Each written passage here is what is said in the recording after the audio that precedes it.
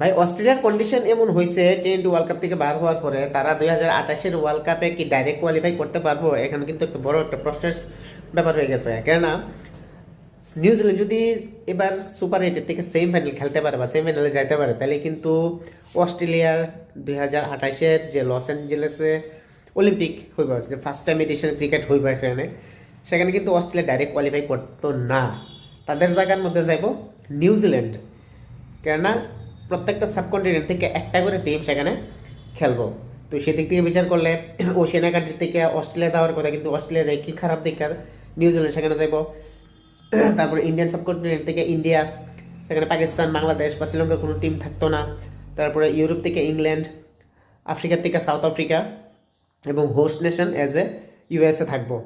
তো সেদিক থেকে বিচার, এবং আরেকটা টিম যেটা থাকবে সেটা হয়তো সম্ভবত ওয়েস্ট ইন্ডিজ হতে পারে। বাট এটা 2028 অলিম্পিকের আগে দেখবো যে র্যাঙ্কিং ওয়াইজ কোনো টিম যদি সেখানে নিতে পারে কিনা, যে টপ 6টা টিম আছে, মেবি সেখানে ওয়েস্ট ইন্ডিজ থাকবো, কেননা আমেরিকার কাছাকাছি একটা দেশ।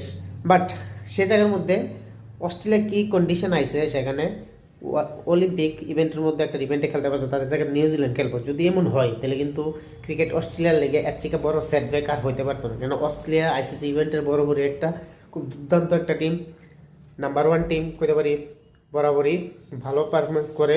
বাট লাস্ট 2-3 বছর ধরে যে পারফরমেন্স করতেছে এটা কিন্তু মোটো আপ টু দ্য মার্ক না।